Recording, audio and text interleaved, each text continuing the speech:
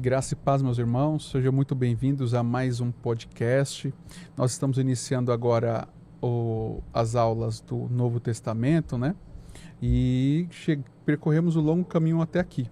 Queremos agradecer, né, a todos aqueles que estão participando desse projeto e têm nos acompanhado até esse momento. Queremos agradecer ao nosso pastor, o pastor Hamilton, né, que encabeça esse trabalho juntamente com o pastor Edmar, e todos os professores, alunos, irmãos, aqueles que têm assistido.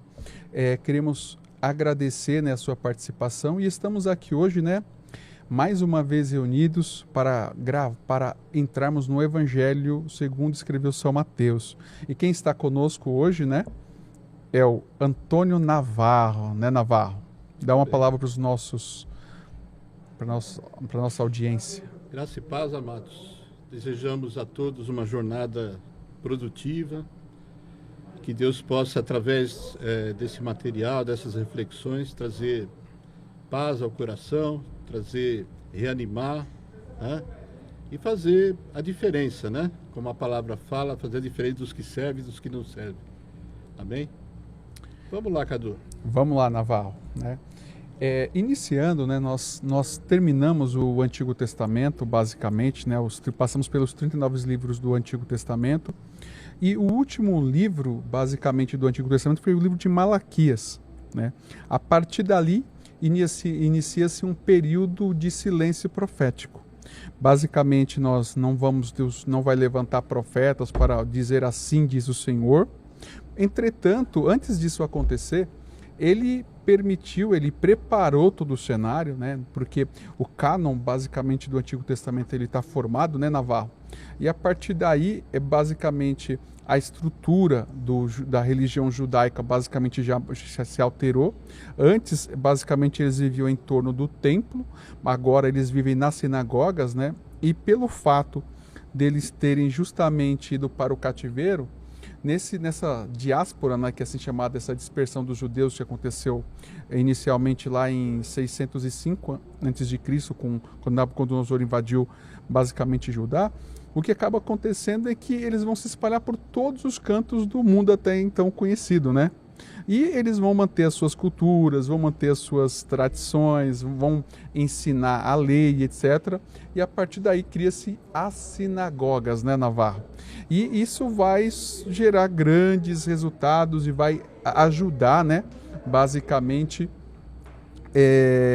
vai criar até mesmo o nosso formato de basicamente culto hoje, semelhante ao que acontecia então na sinagoga. Mas, Navarro, fala para nós um pouco mais sobre esse período aí, que inicia-se basicamente quando a voz de Malaquias ele se silencia e vai até basicamente quando João Batista ergue a sua voz lá. Fala para nós esse período interbíblico. Muito bem. Período interbíblico, né? Força de expressão, na verdade, até parece que houve um grande ato da parte de Deus, né?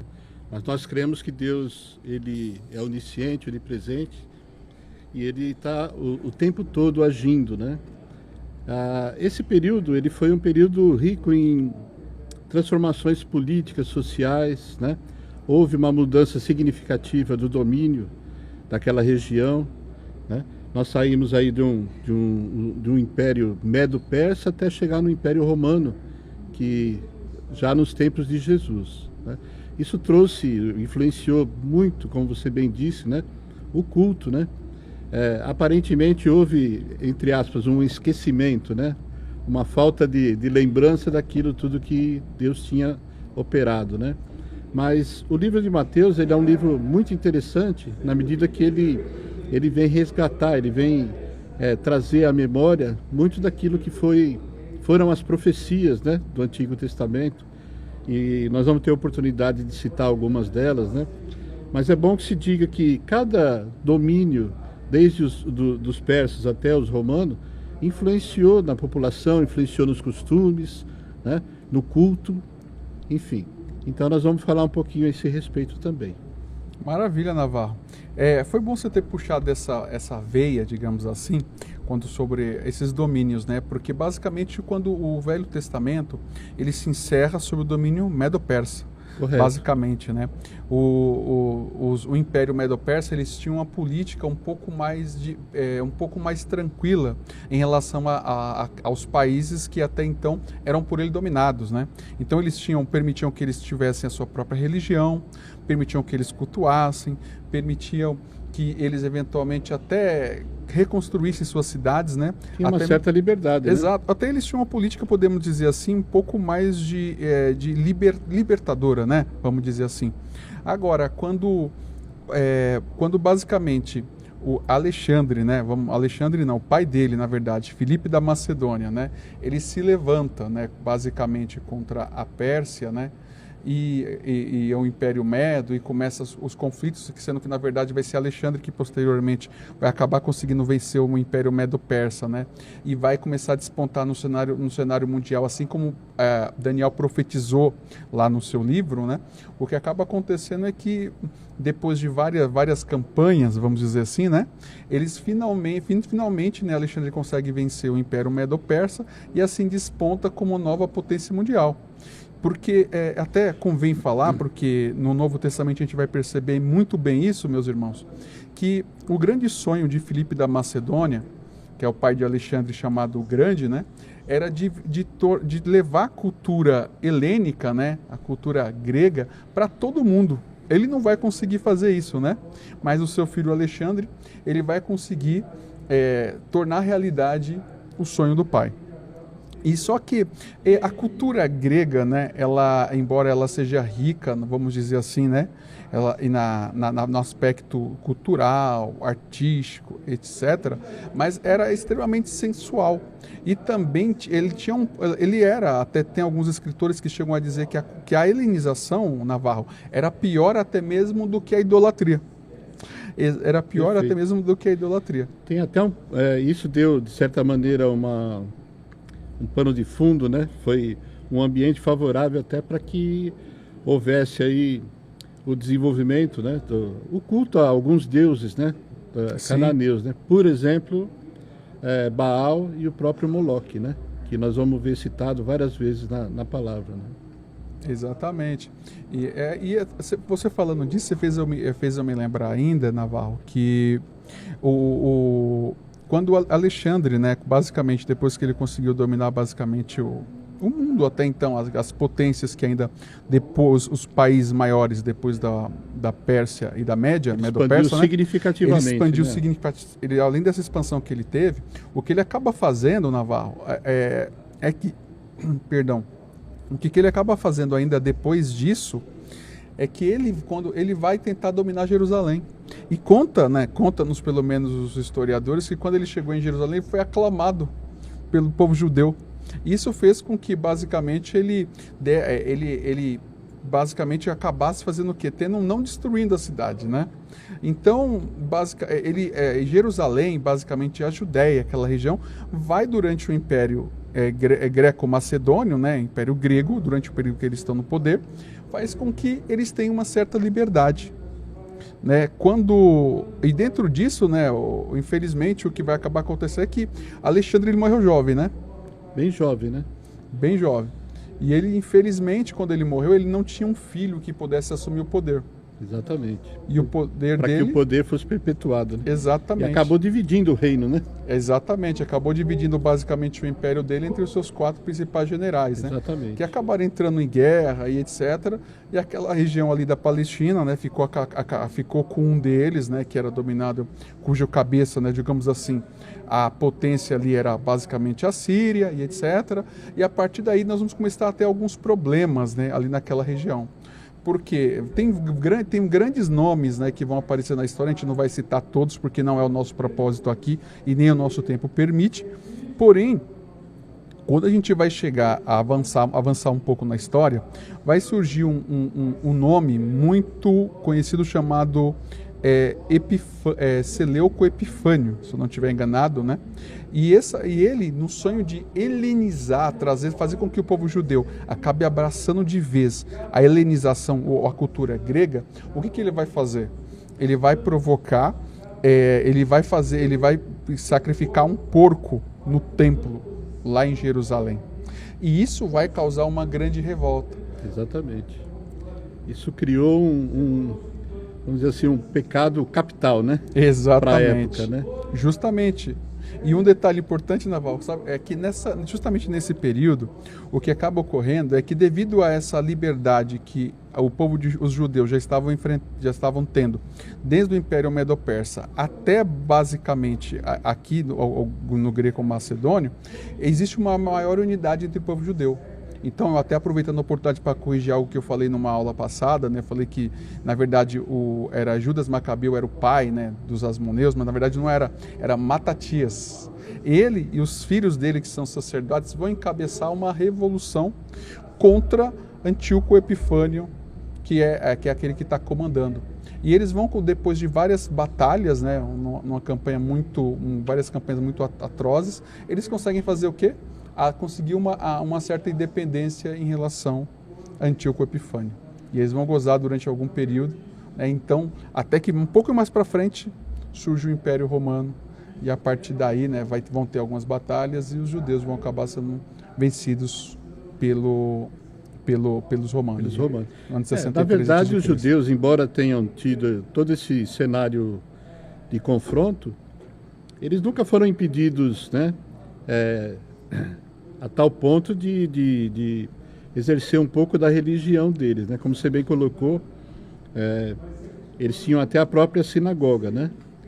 Mas quando eles estiveram diante desse pecado capital cometido, justo o porco, né? Se fosse um outro animal ainda, né? Logo o porco, né? Justo o porco. Nada contra nenhuma agremiação esportiva, na verdade, né? Eles se viram com mais força, né, para reivindicar os seus direitos. Então, acho que isso trouxe uma certa coesão da parte deles, né? Criou um movimento, né? Foi uma força motriz para esse movimento aí. Exato. Mas eles acabaram caindo nas mãos de Roma. E justamente. E aí é importante, né? Porque Roma era o domínio, né? O pano de fundo, o domínio predominante na época onde nós vamos falar do livro, né? Exatamente. Especialmente o livro de Mateus, ele está nesse cenário político, né? E econômico, né? Vamos dizer assim. Exatamente. E até cabe mencionar aqui, Navarro, que nesse período dos 400 anos, que é o período interbíblico, né, que acontece todos esses fatos que nós estamos menos que tentando resumir, né, algo que já está bem sintetizado, vão acontecer algumas coisas muito importantes, né? Por exemplo, como nós comentamos no início, os judeus estão espalhados por todo o mundo até então conhecido, né? Correto. Ali. Eles vão formar grandes comunidades, né? Uma delas é a Antioquia da Síria, outra uma das maiores é Alexandria. E o que vai acontecer é que em Alexandria vai acontecer a tradução da Septuaginta. O que é a Septuaginta? Uma vez que o cânon do Antigo Testamento está formado, eles vão traduzir a Bíblia do hebraico, né, para o outro idioma. Então, basicamente, para o grego, se não estiver enganado, grego. Não é, Navarro? Então, aí a Septuaginta, né, ela até recebe esse nome porque 70, uns falam 70, outros falam em 72, né, sábios vão traduzir a Bíblia, né, basicamente para o grego, né. Só que nesses cenários que a gente está comentando aqui, vão surgir dentro do povo judeu, além da questão do fenômeno da sinagoga, que já surgiu com essa diáspora ou essa dispersão lá atrás, vão surgir alguns partidos e grupos políticos religiosos, né, Navarro? Perfeito. Aqui que dá também agora entram em cena fariseus, saduceus, né? E aí tem até uma miscigenação entre a questão religiosa e a questão política, né? Que vai ser utilizada, né, até dentro da história de Jesus, a gente vai ver que isso foi muito utilizado, né? Por vezes utilizavam aspectos religiosos, por vezes aspectos políticos, sempre tentando encurralar ao nosso grande mestre, né? Exatamente, né? E no meio a gente vai ver tem até um grupo, né, que eu tinha ouvido falar, mas não tinha pesquisado muito sobre eles, os essênios, né? Os essênios é como se, vamos assim, os essênios basicamente eram judeus religiosos que queriam aguardar o Messias e foram para um local mais ermo, abandonado, né? Para justamente eles perto do Mar Morto, perto da região do Mar Morto, para poder ficarem lá, né? E lá afastados eles ficarem aguardando o Messias, né? Alguns até diziam que Jesus era um essênio, né? Alguns falam algumas Falam coisas dessa do maneira, tipo, né? Pela alguns característica absurdos do chamado dele. Sim, enfim. sim, exatamente. Né? E vai surgir também a figura agora do Sinédrio, né? Que a gente vai ver lá no Novo Testamento, que na verdade o que, que é? O povo judeu gozando de uma certa liberdade, né? Uma certa liberdade ali, eles vão formar o que? Os religiosos, aspas, né? Entre aspas, uma certa liberdade para poder fazer algumas coisas, cultuar e fazer algumas coisinhas ali. Eles conseguem formar como se fosse o Supremo Tribunal Federal deles. Que é O Conselho Supremo, né? É o Conselho Supremo, que é o Sinédrio, basicamente, né? Que ali recebe, acaba se reportando aquele que seria o governador, né? Ali daquela região. Mas, passado isso, né? Nesse período interbíblico, esse período de 430 anos, ele vai se encerrar, basicamente, né? Ele vai se encerrar com João Batista lá na frente, que ele vai aparecer, vai profetizar, né? Vai aparecer com aquela mensagem dele: arrependei-vos, né? Porque está chegando o reino de Deus, raça de víboras, etc. Raça de víboras, né? Um sermão bem contundente, né? Ou você se converte ou você se converte. Nesse cenário todo, Navarro, para você, quais foram as mudanças mais significativas? Veja, assim, de uma maneira muito simples, eu entendo que existia uma preocupação muito grande em restabelecer a questão religiosa, né? Pura, né? Vamos dizer assim. E dado esse ato, né, que foi bem colocado, aí, esse período interbíblico, né? Muitos valores tinham ficado pelo caminho, né? Então era necessário que houvesse um resgate disso tudo. João Batista vem com essa mensagem contundente, né? Ele vem desbravando, né, o terreno para que o Messias viesse. Então tem todo um contexto aí. Depois o autor, né, que nós acreditamos que seja Mateus mesmo, ele traz essa ligação muito forte com o Antigo Testamento, né? Fazendo inclusive analogias, né, de cumprimento de profecias e assim por diante. Não, maravilha, Navarro. Como nós já situamos basicamente todos vocês que estão nos acompanhando no tempo, no espaço, na geografia, né? Basicamente, até cabendo mencionar que mais à frente, né, um idumeu vai dominar a região de toda a Judéia, né? Que é basicamente Herodes o Grande. A família do Herodes começa a dominar o cenário, né? Exatamente, né? E Herodes o Grande, na verdade, ele era um excelente administrador, né? Mas ele era muito cruel, né? Exato. O camarada que mandou matar a esposa, mandou matar todos os filhos, mandou matar tanta gente, mandou até matar a sogra, ele mandou matar também, hein, Navarro? Olha, eu sou suspeito de falar. É bom não entrar nesse assunto. Então, ele era terrível, mas quando ele era idumeu, né? Ele era descendente de Esaú, né? Quando ele morre, né, toda a Judeia vai ser dividida entre os seus 4 filhos, né, basicamente aí, que na época era o Arquelau. Eu posso até errar em algum nome, mas eu vou tentar, hein? Nós temos o Arquelau, temos Aristóbulo, além do Aristóbulo nós vamos ter também o Filipe e o Lisânias, né? Cada qual dominando uma parte ali da Judéia. Amados, esse irmão tem uma memória que é impressionante. Tô tentando, irmãos, tô tentando. Dentro disso daí, a gente vai perceber que um deles, o que é o Aristóbulo, Navarro, infelizmente o que acaba acontecendo é que ele é muito truculento, ele não tem traquejo para governar. E Roma percebe isso. Roma não tinha ninguém ali, basicamente, de um romano, né? Embora Herodes já tivesse ido para Roma, tinha conseguido o título romano, etc. e tal. Ele não consegue, basicamente, o quê? Roma não conseguiu colocar alguém ali para poder acompanhar. Ele foge um pouquinho do padrão, né, que eles gostariam que fosse estabelecido nas áreas de dominação do reino de Roma, exatamente, né? Exatamente. Por conta disso... Pela truculência, principalmente. Por como Aristóbulo não tinha esse traquejo, o que acaba ocorrendo é que Roma vê uma oportunidade para colocar um governador ali. E é aí que vai surgir a figura de um personagem que nós conhecemos bem, chamado... Pilatos? Pôncio Pilatos. Muito bem. Exatamente, Navarro. Nessa aula eu fui. É justamente esse o cenário. E a partir daí, meus irmãos, a partir daqui a gente já se situando... Mas na verdade foram muitos, né? Muitos governadores, né? Foram muitos. Mas o que a gente Dado esse desafio particular da região, mas a história, né, vai não de uma maneira carinhosa, né? Absolutamente, né? Mas de uma maneira marcante, vai relatar a respeito de Pilatos dentro do cenário Exato. que nós estamos querendo falar para os irmãos. Exatamente. Aqui começa então o Novo Testamento, não é, Navarro? Exatamente. Vamos a ele, né? Vamos a ele. Fala, você acredita que Mateus foi o escritor mesmo do livro? Eu acredito. Eu acho que nós temos elementos, né, bem críveis, né, para poder seguir essa linha, viu, Navarro? E esse evangelho aí, ele está bem basicamente ali ele basicamente, como você falou no começo, é a ponte, né, entre o Antigo e o Novo Testamento ali.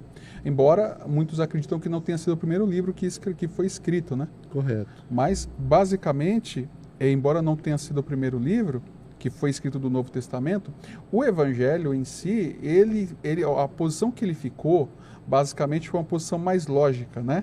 Então, e ali fez a ponte direitinho, né? Porque o Novo Testamento ele vai se iniciar, e lembrando que o Novo Testamento, irmãos, tem 27 livros, né? Eu aprendi, Navarra, essa semana algo fantástico, ó, 27 livros. Quer decorar os livros do Novo Testamento? Eu aprendi assim, ó. 4, 1, 13, 8, 8, 1. Ó, vamos lá. 4, 1, 5, 13, 18.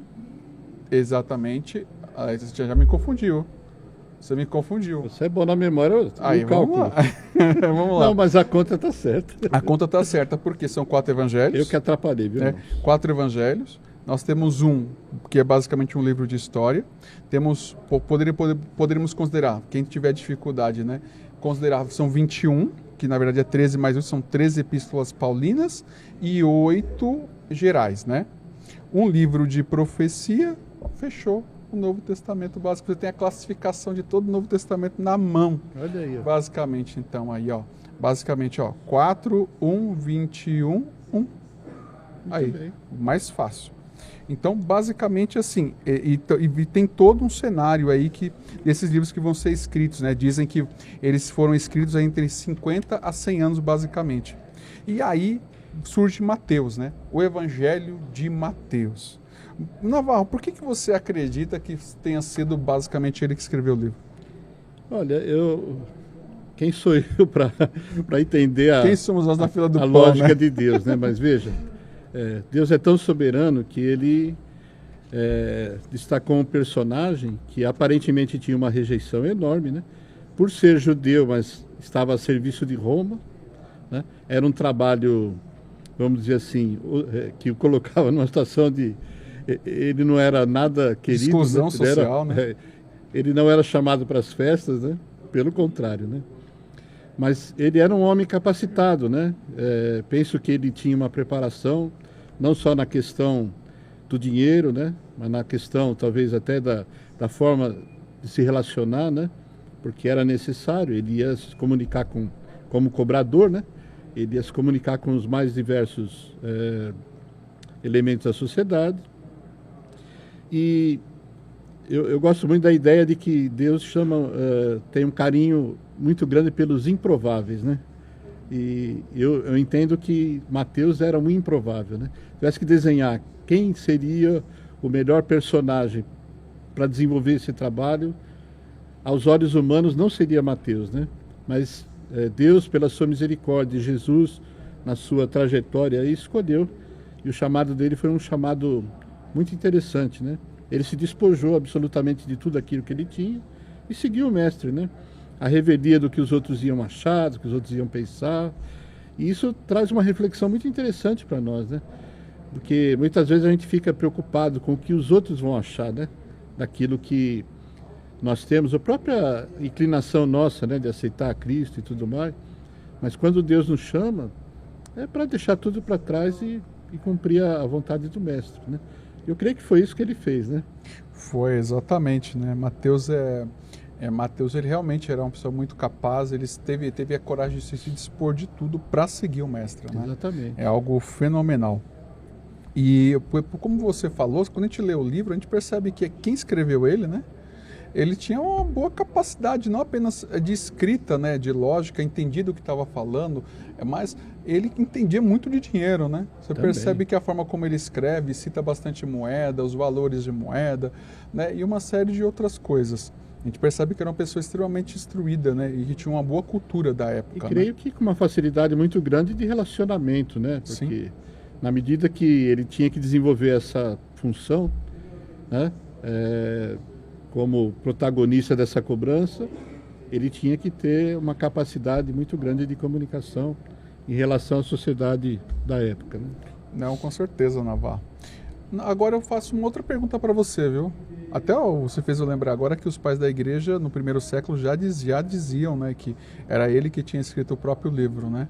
É uma evidência externa, né, além das evidências internas que a gente acabou de mencionar. Agora uma pergunta: o livro, Navarro, está em ordem cronológica ou não? Veja, o livro, na verdade, assim, de certa maneira, ele atende uma ordem cronológica, mas dentro de blocos pré-estabelecidos, né? Existe ali a configuração de Jesus como Messias, então, dentro dessa lógica, dentro desse bloco, existe uma cronologia, né? E assim por diante. Então, dizer que, de uma maneira horizontal, o livro acontece numa linha de tempo, toda a narrativa dele, talvez não seja a melhor resposta. Mas existe uma cronologia dentro de cada bloco que o livro, dos fundamentos que o livro pretendeu passar, né, para os leitores e para a audiência dele. Agora vou te colocar em saia justa, Navarro, de novo, hein? Vamos lá, Navarro, por gentileza, me responda essa pergunta. O livro, ele é uma biografia ou, na verdade, ele narra fatos históricos? Olha, eu diria que ele é um pouco de cada coisa também. Parecer que eu estou em cima do muro. Mas, na verdade, assim, eu creio que ele prima pela relevância. Então, tem fatos que são importantes, né? Por exemplo, quando ele resgata, né, no sentido de trazer Jesus, colocar Jesus como o Messias que foi prometido lá no Antigo Testamento, quando ele resgata toda a parte da genealogia, né? A linha do tempo, da família e tudo mais, ele tem essa virtude. Por outro lado, ele tem também o registro de fatos que são extremamente relevantes, né? Como curas, como multiplicação de pães, como a consagração, né? A transfiguração, enfim. Então, ele é um pouquinho de cada coisa, na verdade.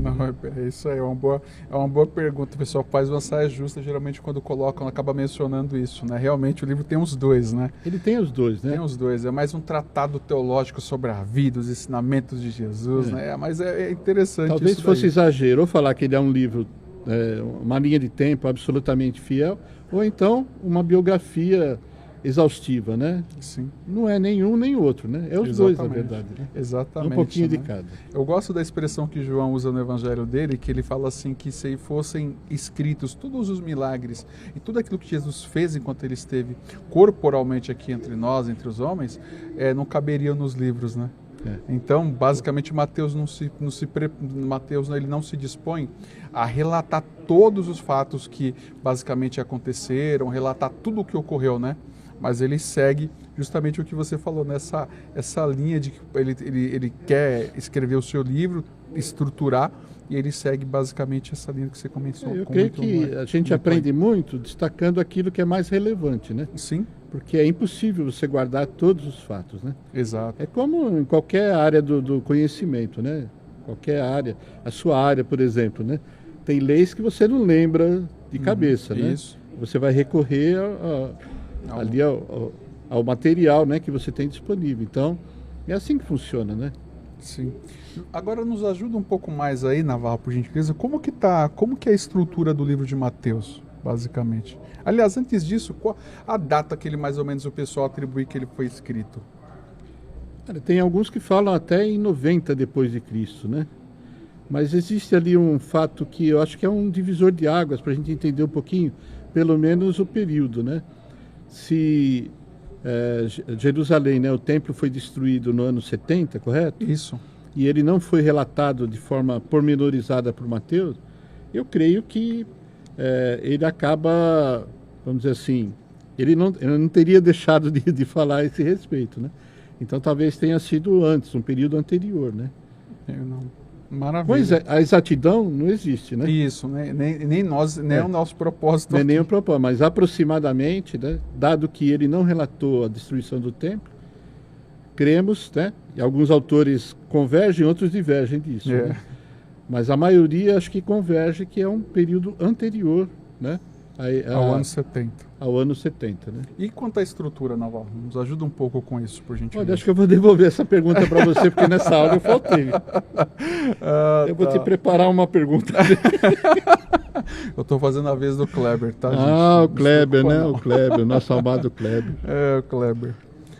Vamos lá. O livro de Mateus, irmãos, ele como o Naval falou agora há pouco, ele se divide em basicamente eu em vi 5 aqui blocos. A cola eu vi agora aqui. Acabou de ver a colinha aqui. Mas o livro se divide em 5 blocos, basicamente, né? Que são basicamente 5 sermões. Que vão basicamente o primeiro, né? A gente vai tratar um pouco melhor disso na aula, né? O primeiro vai basicamente do capítulo 5 ao 7 de Mateus, que vai ao Sermão da Montanha. O segundo, ele vai ao capítulo de número 10, onde são passadas as informações aos discípulos, né? Preparação, né? Na preparação. O terceiro é Mateus no capítulo 13, as parábolas do reino. O quarto, basicamente, é Mateus no capítulo 18, quando ele vai falar sobre a questão do perdão, que vai tratar o caráter dos discípulos de Jesus. E o último é um sermão escatológico, porque ele vai falar sobre aquilo que vai acontecer, não apenas, né, para Jerusalém num determinado momento histórico, que é principalmente no ano 70, mas também é uma profecia para o futuro, né, que ainda vai se cumprir, que é entre Mateus 25 e 27. E nesse meio, basicamente, o que ele vai fazer? Tem a introdução, que é do capítulo 1 a 4, vai ter o nascimento de Jesus, genealogia e uma série de outras coisas. Tem um histórico aí, né? Tem um histórico, né? E entre um discurso e outro tem uns intervalos, onde ele vai contando alguns outros fatos que vão dar mais sustentação, vamos usar essa palavra, né? E vai linkar um sermão ao outro, basicamente, né? E fecha com a grande comissão. Então, essa basicamente é a estrutura aí do Evangelho segundo escreveu São Mateus. Agora me chama a atenção, Cadu, me permita, a ideia de que Jesus, ele tinha plena convicção da missão dele, ele tinha que preparar os 12, né? E ele fez isso numa sequência, né, maravilhosa, né? Foi preparando, trazendo experiências, né? Confrontando, né, por exemplo, a multiplicação, as 2 multiplicações, né, onde eles foram confrontados, né? É como se ele ordenasse, faça um milagre, né? Dê de comer para esse pessoal todo, né? Quer dizer, confrontando, trazendo experiências, né, para aquele grupo, até que ele passou, né? No final ele mandou que eles ficassem esperando a capacitação do Espírito, né? E, então, tem toda uma trajetória que a gente não pode deixar de considerar, né? Exatamente. Eu gosto muito... É uma questão de inteligência espiritual do mais alto nível, na verdade. Com certeza. Eu gosto muito da multiplicação dos pães, né? Tem até... a primeira multiplicação dos pães em especial eu gosto muito, porque eu pela graça de Deus, eu tive a oportunidade de ministrar ela para obreiro, ministrei para missão, ministrei em vários cultos, porque o texto, quando fala sobre a multiplicação dos pães, você tem aplicações até no mundo empresarial, coisas assim tremendas. A multiplicação dos pães é algo fantástico, né? E a forma como Cristo lida com a situação, como ele ensina, né? Como ele fala sobre a questão de você ter intimidade com Deus, a questão de você ter momentos a sós com a família, etc. e tal. Agora, Navarro, Jesus, quando veio, nós temos algumas expressões, principalmente no começo, sobre genealogia. Correto. E no que se refere a isso? Por que Mateus coloca logo de cara uma genealogia no primeiro capítulo?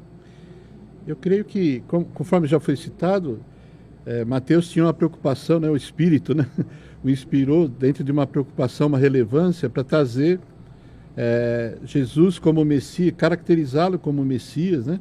Não como um líder político, um líder religioso, mas efetivamente ele tinha essa atribuição como Messias, e era necessário que trouxesse essa árvore, né? Essa linha de tempo ela fosse resgatada, né? Então, seria fundamental para que eles pudessem, né? Já que eles esqueceram uma série de coisas, né? Aliás, o povo judeu, né? A gente fala povo judeu, mas a gente acaba esquecendo de tantas coisas que Deus faz, né? Eles acabaram de passar, né? Ser libertos do Egito e esqueceram tudo aquilo que Deus fez, né? Então, Jesus veio como Messias, eles esquecem que ele é o Filho de Deus, né? Que nasceu de uma virgem e tudo mais. Então, ele tem que resgatar isso. Isso é muito importante para trazer um fundamento para essa questão, né? Para esse personagem, né? Não, é muito legal. Até você falando aí, eu me lembrei de algo que eu li. Às vezes a pessoa começa a ler a genealogia e fala, mas espera aí, não tem só 14 gerações até Davi, né? Tem mais. Tem mais, né? Mas só que ele vai destacando. Né? Ele pega, só menciona aqueles que eram os principais das famílias, né? De algumas famílias em alguns momentos ali, para poder traçar, para poder justamente, né, mostrar que ele era da descendência de Davi. E inclusive tem dentro disso daí, falando de Davi, né, tem algumas expressões lá nos evangelhos que são muito, principalmente Mateus, ele cita bastante, né? Filho do homem e filho de Davi, né? Exatamente. Para reforçar ainda mais a ideia, né? Justamente, porque filho de Davi, ele pega, até o próprio Cristo ele se autotitula filho do homem, né? Usando aquela expressão que é usada lá justamente no livro de Daniel. E filho de Davi, por quê? Para provar que realmente ele é o Messias, né? Justamente. Agora, além disso, no Sermão da Montanha, a gente pulando um pouquinho para a gente poder avançar, Navarro, no Sermão da Montanha, qual é o ponto que mais chama a sua atenção? Olha, eu creio assim, né? De uma maneira geral, Jesus era um grande... não é à toa que ele foi chamado de mestre, né? Ele queria deixar um ensinamento, ele foi destacando tantas situações e ele usava uma linguagem, né? Onde o povo ele era capaz de entender, né? Uhum. Aliás, quando ele começou a falar depois em parábolas, né? Até no sentido assim de que ele ia privilegiar aqueles que efetivamente tinham que receber aquela mensagem, né? Para que não houvesse questionamento e tudo mais, né? Enfim, mas o tratado dele é um tratado aí eu diria vertical, né? Ele tratou de vários pontos, né? E ele não veio invalidar aquilo que foi falado, né? Sobretudo as leis de Moisés e tudo mais, né? Aquilo que faz parte da tradição judaica, né? Mas ele veio reforçar, ele veio trazer, conforme já dissemos, a relevância, né? Amai a Deus sobre todas as coisas. Então, ele resumiu de uma maneira tão primorosa, né? Tudo aquilo que ele deveria passar, né? Então, eu creio assim, para destacar um ponto ou outro, acho que toda a obra ela é relevante, né? Nesse sentido. Ele foi um grande mestre no sentido de que ele conseguiu passar, ele conseguiu atingir, né? Ali onde chama a linha, né? Que divide o espírito e a alma, né? Sim. Ele conseguiu atingir aquele ponto, né? E era um povo, talvez, da chamada dura cerviz, né? Um povo que tinha suas tradições e tinha que ser chacoalhado mesmo, né? Exato. Até pegando o viés do que você está falando, Navarro, em relação à questão do próprio Evangelho de Mateus, ele não explica muitos fatos da cultura judaica. Ele fala sobre alguns hábitos, né, como por exemplo a gente vai em Mateus 15, quando ele fala sobre a questão do lavar as mãos, né, e algumas outras coisas. Mas houve até um questionamento, né? Exato, teve um questionamento muito legal dos discípulos, né? E agora, ele não explica, ele se detém explicando basicamente a cultura judaica. E isso, dentro do que você falou, fez eu lembrar que justamente o foco do livro, porque Mateus está escrevendo para quem? Para os judeus. Né? Para os judeus. Então, os judeus conhecem a cultura, né? Inclusive, há quem comente, né, alguém que foi lá e pegou, que existe mais de 60 referências no Evangelho de Mateus ao Antigo Testamento. Correto. Ou seja, mostrando, Mateus falando assim, olha, aqui se cumpriu o que foi dito por tal profeta. Por quê? Porque Mateus, ele tem o público-alvo dele ali, quem que é? São os judeus. São os judeus. Então, por conta disso, ele vai pegar ele entendendo, né, até quem fala que ele escreveu lá a Antioquia da Síria, mas ele, dentro desse contexto todo, ele vai falando e colocando os elementos judeus para poder identificar Jesus como sendo aquele tão desejado Messias que o povo estava aguardando, né? Ele não veio descumprir, né? Conforme ele mesmo falou, ele não veio para descumprir a lei, né? Ele veio trazer uma nova visão, uma nova realidade. Da né? interpretação correta, né? Sem descumprir a lei, né? Exato, né? Foi que, acho que Mateus 5 ele fala, né? Se vocês acham que eu vim aqui, na verdade, eu vim com... Nenhum J, nenhum tio se eu me tirar da lei, até que tudo seja cumprido, né? Exatamente. Então, basicamente, ele fala mais bastante. do que ninguém, ele tinha...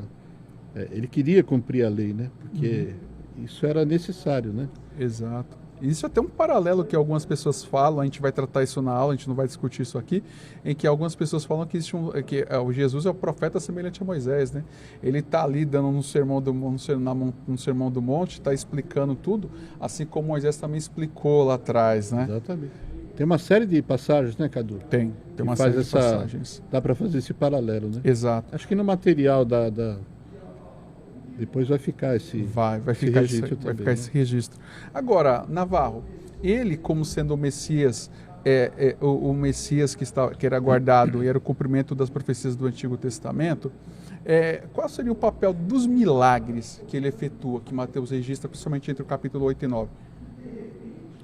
Olha, o papel dos milagres, eu creio assim, que é trazer, confrontar, né? Porque, vamos voltar um pouquinho, né? Qual que era a expectativa do povo judeu em relação ao personagem, o Messias? Seria um libertador político, né? Ele pegaria em armas e tal. Foi até assim uma quebra de paradigma, na verdade, né? Eu creio que os milagres que ele operou, eles vieram trazer exatamente essa consciência, né, de que vamos dizer assim, a tarefa dele, né, a missão dele não era uma missão de guerra, né? A não ser que se considerasse uma guerra espiritual, né? E é verdade. É uma guerra espiritual. Mas não é guerra no sentido da expectativa que os judeus eles estavam aguardando. Era uma guerra que viesse libertá-los, né, do poderio de Roma, ou de tudo aquilo que eles já tiveram, né, no passado. Você bem colocou lá, quando eles foram levados em cativeiro e tudo mais. Então, eu creio que esses milagres eles vieram corroborar exatamente essa natureza espiritual, né? Essa natureza divina de Jesus, né? Sim, até você falando sobre a questão de capacitação, natureza divina, eu me lembrei de uma coisa importante, né? Jesus, mesmo sendo Deus, né, por ocasião do batismo lá atrás, ele de forma alguma ele abre mão da capacitação do Espírito Santo, né? Exatamente. Isso tem uma lição valiosa para nós aqui hoje. Tanto né, que ele não precisava ele precisava se batizar se ele não tinha pecado. Não. Por que ele fez? Cumpriu a lei, né? E trouxe, quer dizer, ele veio cumprir a lei e logo em seguida ele foi levado para onde? Para ser tentado pelo diabo no deserto. Né? Então tinha todo um plano espiritual já estabelecido nessa missão de altíssima relevância, né? Da qual nós somos privilegiados, né? Somos beneficiados pela graça, né? Exatamente. E avançando aí, né? Até uma curiosidade, duas curiosidades, né? Jesus ele deixa claro, quando ele veio, ele deixou claro duas coisas que o Antigo Testamento algumas pessoas ficam discutindo, né? Primeiro, o dilúvio aconteceu ou não? Ele vai dizer que aquilo ocorreu. Segundo, Jonas foi engolido ou não por um grande peixe. Ele deixa claro que isso também aconteceu, né? Duas curiosidades. Agora, avançando mais, nós vamos perceber que depois que ele fazia a lição de casa dele, né? Ele conhecia literalmente conhecia a palavra. Muito bem, né? A palavra, né? O próprio Cristo, ele citava a palavra. Agora, avançando um pouquinho... Tanto é que na tentação do deserto, por 3 vezes ele usou a palavra, né? Sim, para poder vencer a tentação do tentador, Satanás, né? E depois que os discípulos eles têm a revelação de quem é o Cristo, a partir daí vai começar agora uma jornada Deus vai começar a revelar o propósito pelo qual ele veio, né? Porque como você bem destacou, o que eles esperavam, inclusive os discípulos de Jesus, é que ele fosse um libertador político. Inclusive João Batista, estava com a pulga atrás da orelha, né? Exatamente, estava desconfiado, né? Tanto é que ele mandou, né, o pessoal dele fazer uma indagar, né? Será que ele é o Messias mesmo, né? Ele já estava na prisão, né, Cadu? Já estava na prisão, né? Porque se o Os Messias... discípulos de João Batista foram solicitados, né, para fazer um confronto, né? Exatamente, mas porque se você é o E Messias... o que se você é o Jesus falou para libertador... eles?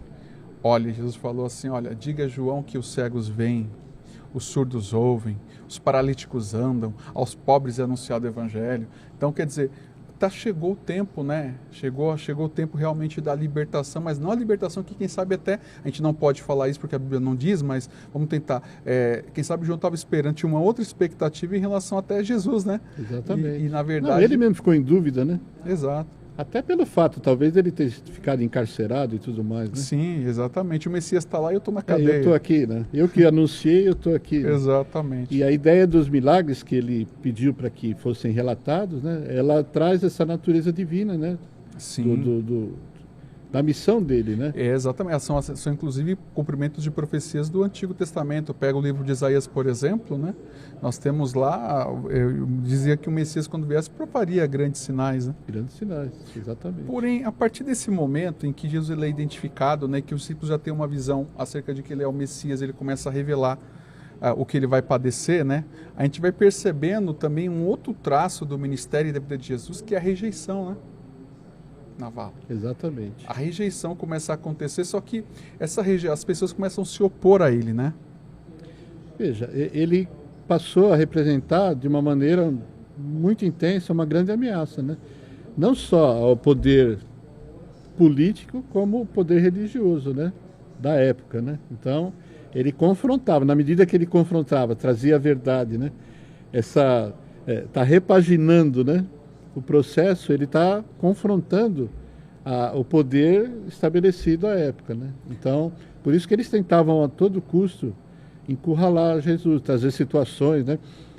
Dos discípulos não terem lavado a mão, dele curar no dia de sábado. A moeda, né? A moeda, obrigou a pagar o imposto, enfim, tantas coisas que denotavam exatamente essa intenção, essa má intenção, né? De encurralar Jesus, né, e pegá-lo de uma maneira, eu diria assim, né, como ele mesmo colocou, né, lá no Getsemane, eu frequentei o templo, eu tive tão perto de vocês, e vocês tiveram tantas oportunidades de me prender, né, e não o fizeram, né, e agora ele veio como se fosse um qualquer, um ladrão, um salteador, né. É bem isso aí mesmo. A gente percebe que a rejeição de Jesus vai crescendo, né? E tudo isso tem um propósito. O leigo, quando ele começa a ler os evangelhos, ele percebe assim, na verdade, ele morreu, ele estava... Parece que não tinha razão, não tinha propósito nenhum, mas na verdade tudo isso tinha um propósito, um desígnio divino, né? Inclusive quando ele é indagado por Pilatos, né?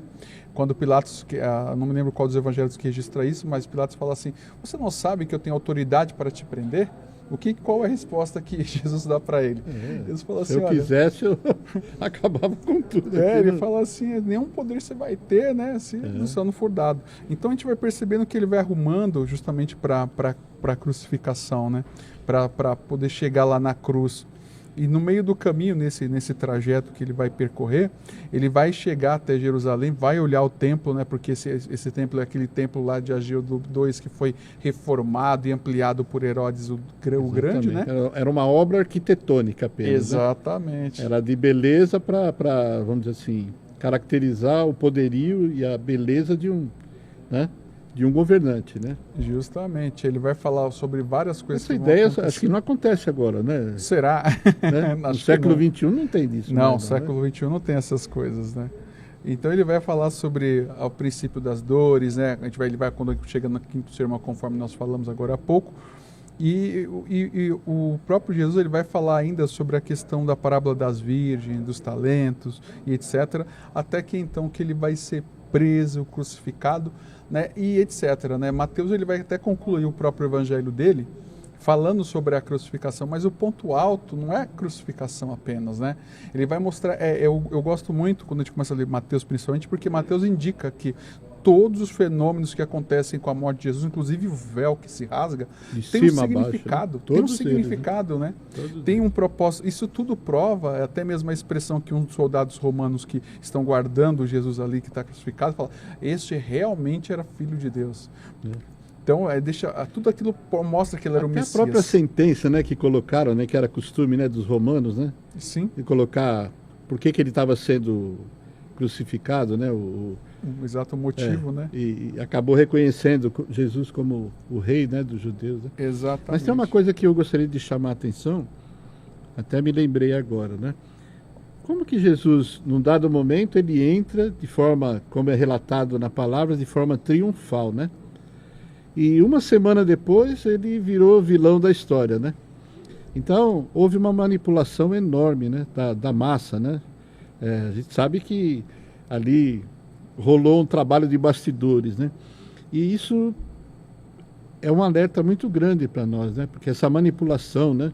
Hoje a gente tem a imprensa tendenciosa, tem tantos meios, né? A gente tem que ter uma isenção muito grande, né? E uma convicção muito grande. E pedir muito discernimento ao muito Senhor, discernimento. Né? E Deus nos dá essa capacidade, né, de discernir, para a gente não cair nessa armadilha, né? Porque no final, quem levantou a mão para crucificar foram os próprios judeus, né? Exato. Que fizeram a opção, deixar livre Barrabás e vamos crucificar Jesus, né? Isso. E que aclamavam como rei há uma semana anterior. Uma semana anterior. Dá para entender? Uma semana, mudou o quadro. E o Pilatos aí lava a mão, né? No sentido dele querer se isentar, né? A esposa dele teve até um sonho, né? Exatamente. Para tentar... Mas tinha um plano de Deus, né? Tinha um desígnio, né? E até aí a questão da aprovação, é outra aplicação que a gente tira, que é a questão da... Justamente a gente tem que tomar cuidado de quem nós estamos buscando a aprovação, né? Porque a mesma multidão que vai elogiar é a mesma multidão que infelizmente vai acabar nos levando para condenação, né? Condenação, né? Exatamente.